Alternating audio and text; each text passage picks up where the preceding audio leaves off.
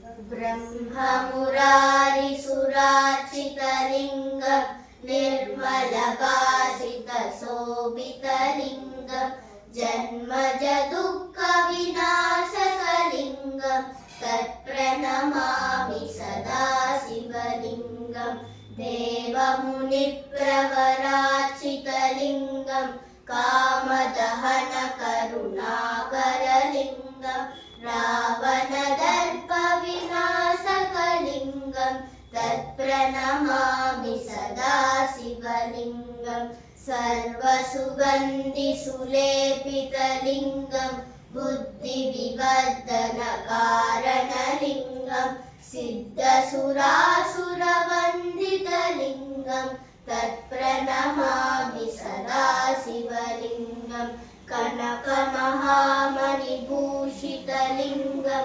फणिपरिवेष्टितशोभितलिङ्गं रक्षसुयज्ञविनाशकलिङ्गं तत्प्रणमामि सदा शिवलिङ्गं कुङ्कुमचन्दनशोभितलिङ्गं पङ्कजहारसुशोभितलिङ्गं सञ्चितपापविनाशकलिङ्गं तत्प्रणमामि सदा शिवलिङ्गं देवगणार्चितसेवितलिङ्गं भावैर्भक्तिभिरेव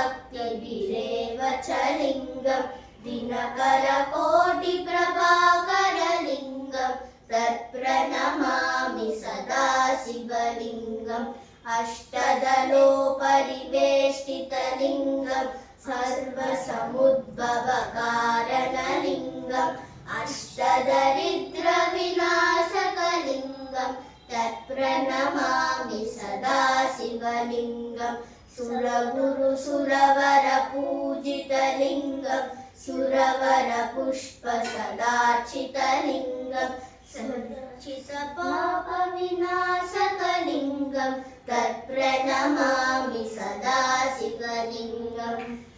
लिङ्गाष्टकमिदं पुण्यं यः पठेत् शिवसन्निधौ शिवलोकमवाप्नोति शिवेन सह मोदते इति श्री लिङ्गाष्टकं सम्पूर्णम्।